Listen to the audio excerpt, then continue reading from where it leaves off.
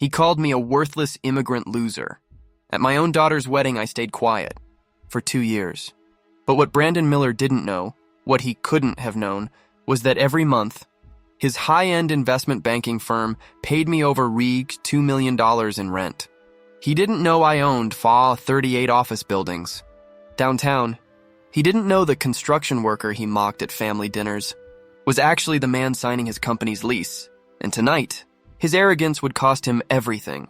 Because when you humiliate a billionaire who's been hiding in plain sight, the consequences come with compound interest. It started quietly, 2 years earlier, when my daughter Sarah first brought Brandon home to our modest 3-bedroom house in Cedar Park, Texas. He walked in, looked around, and I saw it in his eyes. That quick scan people do when they're measuring your worth. The worn leather couch. The small TV. The family photos with me still in work clothes, dust on my boots. "So, Mr. Anderson," he said, sinking into my recliner like he owned it, "Sarah tells me you're retired from construction work." The way he said construction work made it sound like a disease. "Built houses for 35 years, I told him. "Good, honest work." He gave me that polite smile, the kind that hides quiet disappointment. "That's admirable," he said. "Manual labor is important for society." Sarah shot me a look. She recognized that tone. That subtle condescension wrapped in civility. Over the next 2 years, the comments kept coming. At dinners, Brandon would steer conversations away from my stories about job sites or building projects. If I mentioned fixing something around the house, he'd smirk and talk about blue-collar solutions. When Sarah's friends visited, he'd introduce me as Sarah's dad who worked construction. Never Jim, never by name. Just a label, a role, and the worst part? Sarah started doing it too. "Dad, Brandon's colleagues are coming for dinner," she'd say. "Maybe wear the blue shirt instead of the flannel. And maybe don't mention the duplex rentals. They might not understand." She had no idea that those duplex rentals had grown into an empire worth hundreds of millions. At their engagement party, I watched it happen again. Brandon stood before 200 guests, Morgan Stanley colleagues, clients, friends, and said, "I'm marrying into a humble working-class family. It'll keep me grounded. Remind me of my values." People laughed, applauded. I stood there holding a beer, feeling like a museum exhibit labeled working-class relic. "My father-in-law taught me that honest work comes in many forms," Brandon said with a grin, "even if it's not in a boardroom." The laughter was polite but pointed. I could have spoken up. Could have pulled out the business cards in my wallet. The deeds stacked in my home office. The Forbes article from 2018 that called me one of Texas's quiet titans. But I didn't, because Sarah loved him. Because she was happy. Because I remembered what it was like to be young, ambitious, and stupid. When I came to America from Ireland in 1983, I had $340 and an accent thick enough to get me laughed out of job interviews. I learned to stay quiet, work hard, let results speak for themselves, and for 40 years, that strategy worked. But tonight, at the Fairmont Austin Hotel, surrounded by 180 guests, champagne flowing, string quartet playing soft jazz, Brandon Miller was about to learn the difference between staying quiet, by choice, and staying quiet because you're weak. The reception glimmered in gold and white. Sarah looked radiant in her grandmother's pearls and the $3,200 dress I'd bought her myself. I'd paid for everything, the flowers, the venue, the food, the bar, $85,000 in total. Brandon's parents had contributed exactly nothing. But as I watched him schmooze his way through the crowd, smiling, shaking hands, introducing Sarah to his superiors, I started to hear it. The same line over and over. "This is my wife, Sarah. She comes from a modest background, but she's incredibly driven. Sarah's father's a simple man, salt of the earth type. We're from different worlds, but opposites attract, right?" Each word made my chest tighten, because none of them knew the truth. None of them knew that the man in the corner, quietly sipping whiskey, owned the building where half of them worked. I watched him from the bar, his charm, his arrogance, and I realized something brutal. If I stayed quiet, this would never stop. Every family dinner would be another performance in quiet humiliation. Every grandchild I might one day have would grow up believing their grandfather was just the construction guy. And Sarah, my daughter, my pride, would keep shrinking herself to fit. Brandon's version of her story, I'd seen it already. The apologies when I joined her parties, the way she avoided. Talking about my business, the way she'd say, "We're just different kinds of people." No, she wasn't different. She was mine.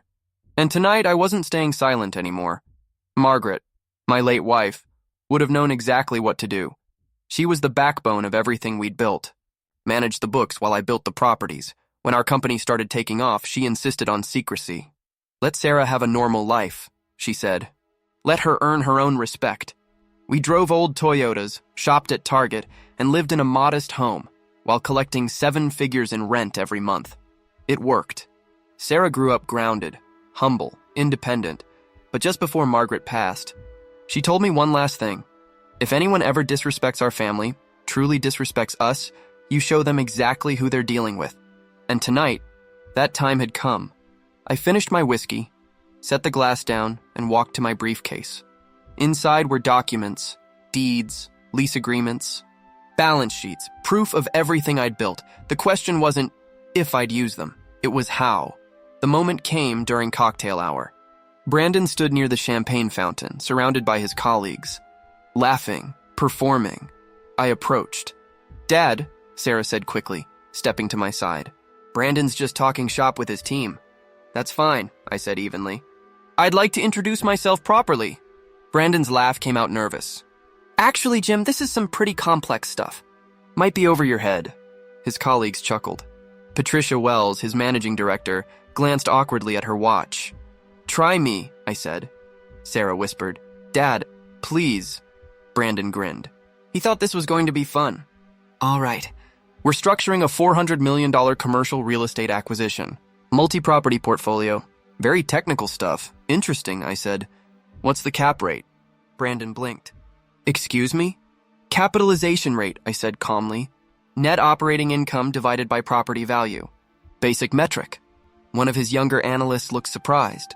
6.2%. Decent, I nodded. For Austin. Class A or B? Mixed, Brandon muttered. Downtown core or suburban? Both, he said tightly. I smiled. I know that market well. That got him. His voice sharpened. And how would a construction worker know anything about commercial real estate metrics? The circle went quiet.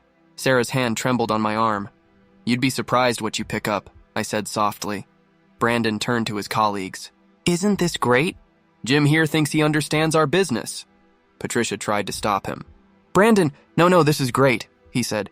Jim, since you're such an expert, why don't you give us investment advice? Which buildings should we buy? His colleagues shifted uncomfortably. I reached into my briefcase and pulled out a single white business card. You might want to look at the Anderson Properties portfolio, I said.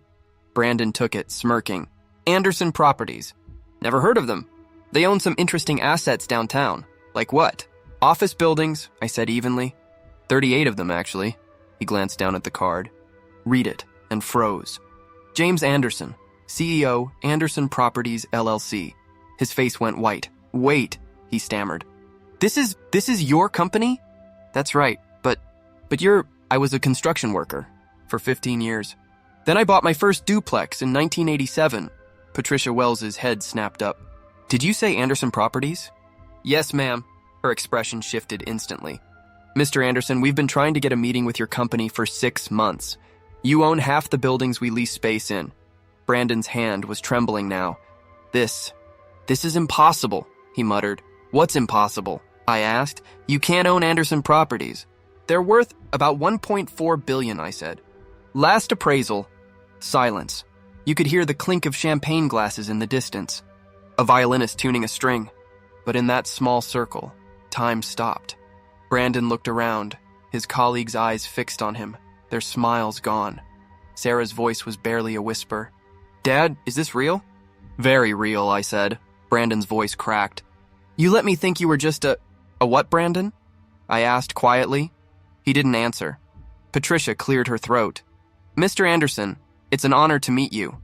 I believe Morgan Stanley manages some of your accounts. That's right, I said. Since 2019. Her eyes flicked toward Brandon. Her face said everything. The analyst beside him spoke up nervously. Mr. Anderson, we'd love to discuss leasing opportunities sometime. I smiled. Depends on the tenant. Brandon looked like he might faint. In that moment, the power shifted, not because of money, but because truth had finally surfaced. For years, I'd let people underestimate me. I'd worn humility like armor. But that night, as Brandon stood trembling in front of his colleagues, I realized silence had done its job, and now it was time to speak. The briefcase was still open at my side.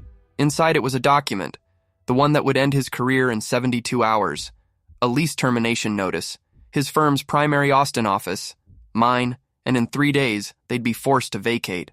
I didn't need to yell. I didn't need revenge. All I had to do was let the paper speak. I closed the briefcase, looked at my daughter. Her eyes were wide, full of shock, confusion, maybe even pride she didn't yet understand. Brandon stood frozen, the business card still trembling in his hand. And as the music swelled again, I whispered the words Margaret once told me. Respect isn't inherited, Brandon. It's earned. Then I turned, walked back to the bar, and ordered another whiskey. Because sometimes, silence is power. But when silence ends, it ends everything. And what Brandon Miller didn't know yet was that the real lesson hadn't even started. The next morning, when his managing director called him into her office, that was when his education truly began. Because when you underestimate a quiet man long enough, eventually he'll remind you exactly who's been writing your checks all along. The ballroom was silent. The kind of silence that doesn't just fill a room, it consumes it. 180 people frozen mid-breath, wine glasses paused halfway to their lips, staring at the man they thought they knew, and the man they'd just discovered. Brandon Miller's hand trembled as he gripped the microphone stand, his knuckles white, his voice breaking through the stillness with the desperate rage of a man watching his world collapse in real time. This is complete nonsense, he shouted, voice echoing against the marble walls of the Fairmont ballroom. You all can't seriously believe this. He was red-faced now, part humiliation, part panic, as whispers rippled across the crowd. The groom, the successful banker, was unraveling in front of his clients, his colleagues, his new wife. But I didn't flinch. I didn't need to, because the truth had already done what it was supposed to do. It had spoken for itself. 20 minutes earlier, this same man had tried to fact-check my life like it was some internet rumor. And now, that arrogance and that blind, cutting arrogance was about to cost him everything he'd ever built. You see, the moment Brandon Miller called me a worthless immigrant loser at my daughter's wedding, he started a clock, a silent countdown toward a lesson that would be delivered with precision and compound interest. What he never realized was that while he'd been talking about climbing the corporate ladder, I'd been building the building that ladder stood in. And tonight, he was finally about to understand what happens when you mistake quiet for weakness. After our first confrontation by the bar, he'd tried to recover, to rationalize. He pulled me aside near the marble staircase, trying to sound calm but shaking just enough to give himself away. Jim, he said, his voice tight, I need to understand what's happening here. What's to understand? I replied evenly. This business card, he said, holding it like it was a weapon. This company, Anderson Properties. I've never seen you in any real estate circles. I read the Austin Business Journal religiously. You're not there. I smiled. I keep a low profile. Nobody keeps this low a profile, he snapped. A $1.4 billion company doesn't just hide. I could see him scrambling, building a new story in his head, one that would put me back in the neat little box he'd made for me. The blue-collar dad box. The construction worker who should be grateful for the scraps box. Maybe you're partners with Anderson Properties, he said, or maybe you do maintenance for them. Maybe, I said quietly. You should do your research before you decide what's possible. But Brandon was already pulling, out his phone, typing furiously, searching for anything that would prove me wrong. 5 minutes later, he looked up, confused. I can't find much about Anderson Properties online, just basic filings, no press, no executive profiles. I told you, I said. I keep a low profile. Then his eyes lit up, the gleam of a man who thinks he's found a crack. Wait, Forbes mentioned an Anderson Properties in 2018, some article about quiet titans, no photos, just called the owner a reclusive real estate investor. He smiled, victorious. So here's what I think happened. You saw that article. You made a business card. You're playing some kind of elaborate joke. I stared at him. Why would I do that? Because you're embarrassed, he sneered. Because you want to impress my colleagues. Because you can't stand that I'm successful and you're not. There it was. The mask slipping, the venom under the charm. I let him finish, then said quietly, "What's the address of your office, Brandon?" "What?" "The address. Your office at Morgan Stanley. 221 West 6th Street, he said. "Why?" "Nice building," I said. "Granite lobby, 32 floors." He blinked. "Yeah. You pay about $87 per square foot for that space." Brandon frowned. "How could you possibly know?" "Lucky guess," I said. "Your lease runs through December 2026, renewable twice. You occupy floors 18 through 22. The color drained from his face.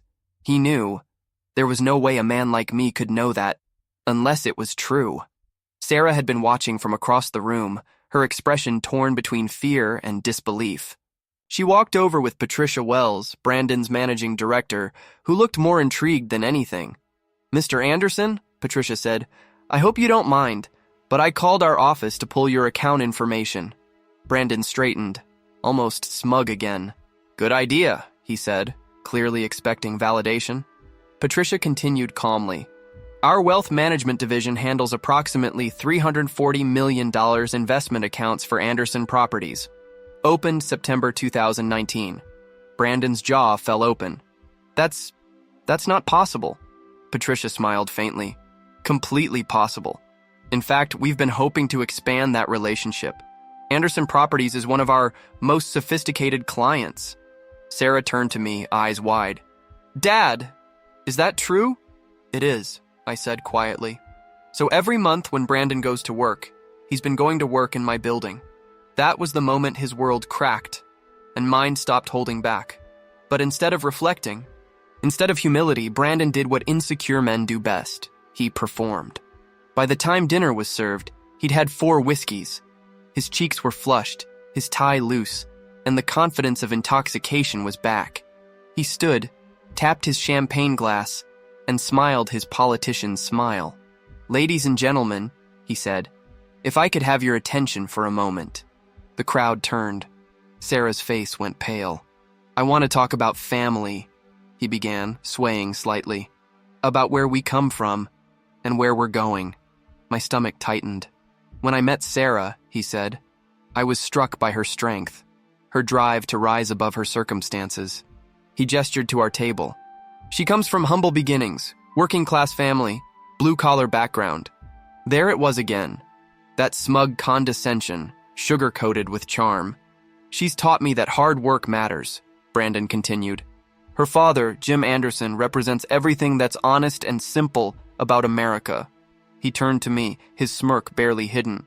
"Jim has some interesting stories about business and real estate, don't you, Jim?" All eyes shifted toward me. I stayed silent. "In fact," Brandon said louder, "Jim here was just telling my colleagues about some property company he supposedly owns. Anderson Properties, right?" A few guests chuckled awkwardly.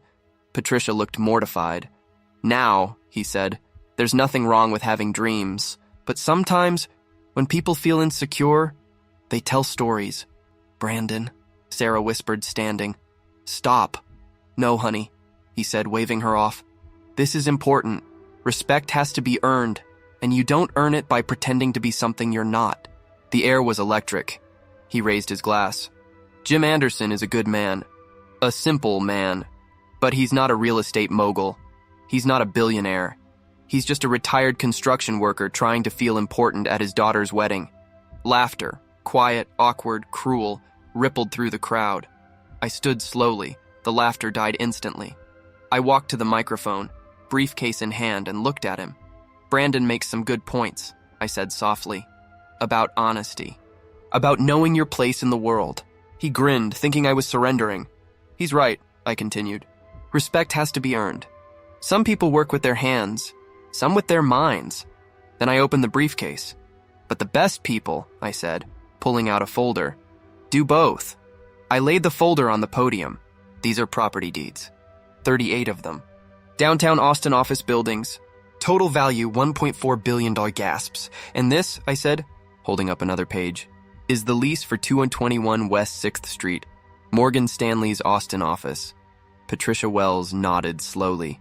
"Rent, $2.3 million annually," she said aloud, "paid to Anderson Properties. So yes, Brandon, I said. We should know our place. Yours, apparently, is in my building. The champagne glass slipped from his hand, shattering like punctuation at the end of his arrogance. The next voice was Patricia's. She stood, composed, and took the microphone.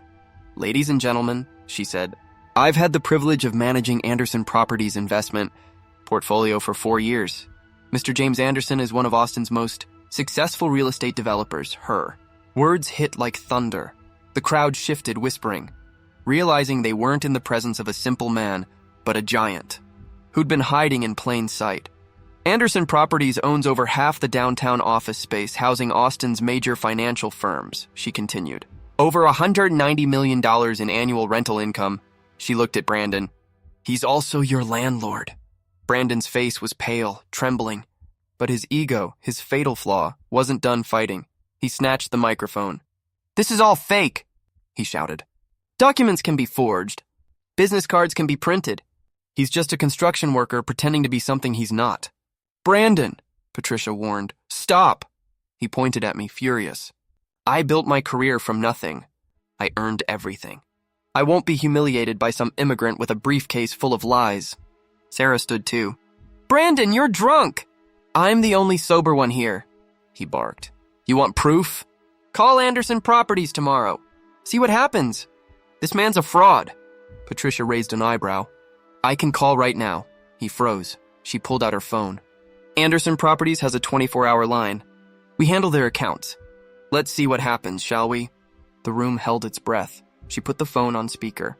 It rang twice. Anderson Properties emergency line. This is Jennifer. Patricia smiled faintly. Hi, Jennifer. This is Patricia Wells from Morgan Stanley.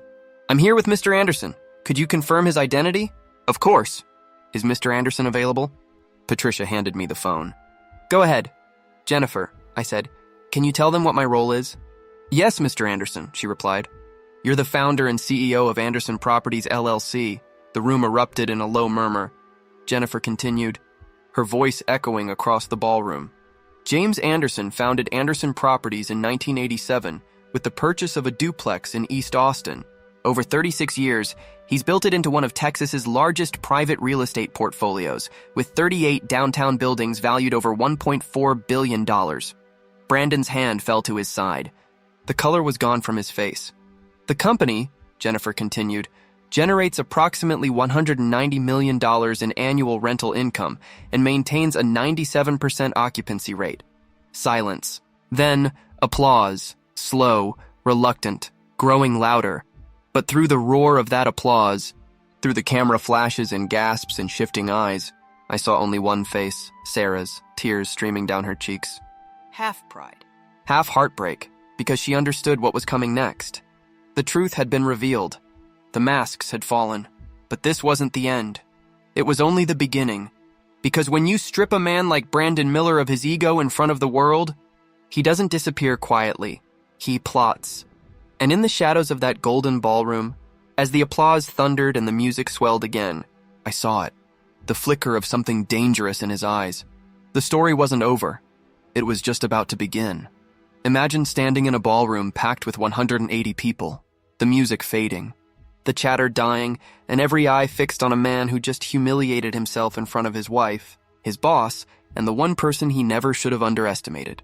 The air is thick, the tension almost visible, and in that silence, one truth becomes painfully clear. Respect isn't inherited. It's earned. When I looked at Brandon Miller that night, I didn't see the confident Wall Street executive he pretended to be. I saw fear, the kind that only appears when the mask finally cracks. He'd spent years treating me like an inconvenience, the simple construction worker, father of his bride. But now, with one phone call and a few documents, the story he built for himself was collapsing faster than a bad investment. And this is where everything changed. The ballroom was so quiet you could hear the ice melting in glasses. Patricia Wells' phone was still connected to the microphone, her call on speaker for everyone to hear. Anderson Properties emergency line. This is Jennifer speaking. Patricia looked straight at Brandon, her voice steady, deliberate. Hi, Jennifer. This is Patricia Wells from Morgan Stanley. I'm here with Mr. Anderson. Could you confirm his identity for our guests? A pause. Then, through the speakers came a calm, professional voice. Of course, Miss Wells. Is Mr. Anderson available? Patricia handed me the phone. I held it lightly, like the final card in a game I'd been winning quietly for decades. Jennifer, this is Jim. Could you tell these folks what my position is at the company? Certainly, Mr. Anderson. You're the founder and CEO of Anderson Properties, LLC. Would you like me to read your bio? A few people in the crowd gasped softly. I nodded. That would be helpful. And then Jennifer read, word for word, and the story Brandon had refused to believe. James Anderson founded Anderson Properties in 1987 with the purchase of a single duplex in East Austin. Over 36 years, he has built the company into one of Texas's largest private real estate portfolios, encompassing 38 downtown office buildings valued at over $1.4 billion. Brandon's jaw hung open. The microphone caught the faintest sound, the rasp of his shallow breathing. Jennifer continued, the company generates approximately $190 million in annual rental income and maintains a 97% occupancy rate. Patricia ended the call and slipped her phone into her purse. The silence that followed was absolute. No whispers, no coughs. Just a ballroom full of people realizing they'd just witnessed a man destroy himself in real time. Brandon's lips moved, but no words came out. So I helped him find them. Thank you, Jennifer, I said, and set the phone down. Then I opened my briefcase one last time. The sound of the latch snapping echoed like a gunshot. Brandon, I said quietly, I tried to give you a chance to apologize, to show humility, to demonstrate that maybe, just maybe, you understood what kind of situation you were in. His eyes flicked to the manila envelope in my hands, the same way a drowning man looks at the surface of the water. But instead, I continued, you doubled down. You called me a liar, a fraud. You humiliated my daughter on her wedding night. I opened the envelope and pulled out a sheet of paper. Crisp and white under the chandelier lights. This, I said, is a notice of lease termination for 221 West 6th Street. Anderson Properties reserves the legal right to terminate any lease with 90 days notice for breach of tenant conduct standards. Brandon's color drained so fast it was like watching life leave his body. Effective immediately, I said. Morgan Stanley Private Wealth has 90 days to vacate the premises. A collective gasp rippled through the room. Patricia Wells's hand flew to her mouth. Mr. Anderson, she said softly, surely we can discuss this. I'm not terminating Morgan Stanley's lease, I said. I'm terminating Brandon Miller's. Another document emerged from the envelope. This, I held it up, is a formal complaint to Morgan Stanley's HR department. It details Brandon's public intoxication and unprofessional conduct toward a major client. Brandon lunged forward, trying to snatch the papers, but I stepped back calmly, the way a teacher might when a child throws a tantrum. And this, I added, holding up a third document, is a letter to the Texas Department of Banking. It raises concerns about whether someone with your judgment and impulse control should continue holding a financial services license. Brandon's voice cracked. You can't do this. I can, I said. And I am. Patricia looked at him then, and in that look was every ounce of disappointment she'd been holding back for years. Brandon, she said coldly, you've just cost our firm a $2.3 million annual lease because you couldn't control your mouth, but it's not fair, Brandon stammered. I didn't know. That's exactly the point, I said. You didn't know because you didn't care to know. I handed the notice to Patricia Wells. You have 90 days to find new office space. I'll provide a positive reference for Morgan Stanley, but Mr. Miller's employment is your decision. Patricia folded the notice neatly, slipped it into her purse, and turned to Brandon. It won't take 90 days to resolve your employment status, she said. Brandon looked around desperately, searching the faces of wedding guests for a hint of sympathy. There was none. The same people who'd laughed at his speech minutes ago were now avoiding his gaze. He turned to Sarah, his voice trembling. Say something. Tell them this is insane. Sarah's face was calm. Too calm. Her eyes were cold steel. I think you've said enough for both of us. That was the last time Brandon Miller ever addressed a crowd from a position of power. The fallout was swift and brutal. By Monday morning, Patricia Wells had called an emergency meeting with Morgan Stanley's regional director. By noon, Brandon was out, terminated for conduct detrimental to client relationships. By Tuesday, Austin's financial district was buzzing. The Austin Business Journal ran a piece titled, Morgan Stanley, Executive Fired After Public Confrontation with Billionaire Client.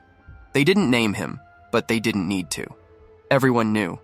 By Wednesday, The Texas Department of Banking had opened a review of his license. Recruiters who once hounded him suddenly stopped returning his calls. Meanwhile, Sarah stayed at our house, quiet, thoughtful, processing the wreckage. The same house where she'd grown up, where I'd taught her to ride a bike, where we'd spent Sunday dinners with the man who'd spent 2 years quietly insulting us. On Thursday evening, as the Texas sky burned orange over the hill country, she finally spoke. "Why didn't you tell me?" Her voice wasn't angry, just tired. "Broken in the way only betrayal can break you. Your mother and I wanted you to be proud of what you built yourself," I said. She turned to me, tears in her eyes. "But he made me ashamed of where I came from." "That wasn't about where you came from," I said softly. "That was about who he was." For a long moment, she said nothing. Then, almost to herself, "I should have defended you." I looked at her the way a father looks at the child he's seen fight her whole life to stand tall. "You were trying to keep peace," I said. "I understand that, but it wasn't peace," she whispered. "It was just submission." That word cut deep. I reached out and took her hand. "Sarah, you are the daughter of Margaret and James Anderson. Your mother built the heart of this family, and I built its foundation. Everything we have, everything, came from hard work. Honest work. Never forget that." Her tears turned to resolve. A quiet strength returning. The next week, Sarah filed for divorce. Brandon contested it, of course, claiming I'd destroyed his career. His attorney withdrew from the case within 48 hours after reviewing the evidence. Brandon left the marriage with what he came in with. Nothing. By Christmas, Sarah had a promotion, a major one. Dell brought her into corporate development, with equity and a raise. She bought her own home in Tarrytown, close enough to visit, far enough to stand on her own. Brandon? He moved to Dallas. Smaller firm, smaller paycheck, smaller life. And just like that, the story of the man who mocked simple people became the cautionary tale whispered in Austin's boardrooms. Months later, Patricia Wells called. Not to apologize, and she'd already done that, but to propose something bigger, an expansion. Anderson Properties would now entrust Morgan Stanley with over $500 million in managed assets. That same year, Forbes re-released my 2018 profile, this time with an update and an interview. They called it The Quiet Billionaire of Austin. I told them one thing. Success isn't about proving yourself to people who don't respect you. It's about building something that makes their respect irrelevant. The quote went viral. A few months later, I stood on stage at the University of Texas Business School, speaking to 200 students, many of them first-generation Americans. Kids who looked just like I did 40 years ago. Never let anyone make you apologize for where you started, I told them, and never mistake quiet dignity for weakness. Afterward, a young woman approached me. "Mr. Anderson, I'm working construction to pay for business school. People tell me I should be ashamed of it. What's your name?" I asked. "Katie Murphy?" I smiled. "Katie, the people who look down on honest work are usually the ones who've never built anything lasting. You keep building. You keep learning. You keep showing up." I handed her my card. "When you graduate, call me." 6 months later, she did. Today, she's one of my best project managers. Because real builders, they recognize each other. 2 years passed. Sarah remarried. A man named David Wilson, a software engineer. Quiet, intelligent, humble. The kind of man who doesn't need to prove he's important to feel important. When he came to dinner, he shook my hand firmly. "Mr. Anderson," he said, "Sarah tells me you've built something remarkable. I'd love to hear about your journey sometime. No assumptions. No condescension. Just genuine curiosity." That night over dinner, Sarah spoke with pride about our company. "Dad started with one duplex and built $1 billion portfolio." David's eyes widened. "That's incredible. What was your biggest challenge?" We talked for hours, not about money, but about values. About the kind of patience that outlasts arrogance, and for the first time in years, I saw peace in my daughter's eyes. 6 months later, David proposed. No speeches about humble beginnings. No digs about working-class roots. Just 6 words. "Sarah Anderson, will you marry me?" At their wedding, smaller, intimate, filled with warmth instead of spectacle, David's toast said it all. "I'm not marrying into Sarah's family. I'm joining it. And I'm honored to be part of a legacy built on hard work, integrity, and quiet strength." No one clapped out of pity. They clapped out of respect. And as I looked across that room, I realized Brandon Miller had given me something without even knowing it. The perfect demonstration of what happens when arrogance meets truth. But the real story doesn't end with revenge. It never does, because what matters most isn't who falls, it's who learns, and some lessons are still being learned.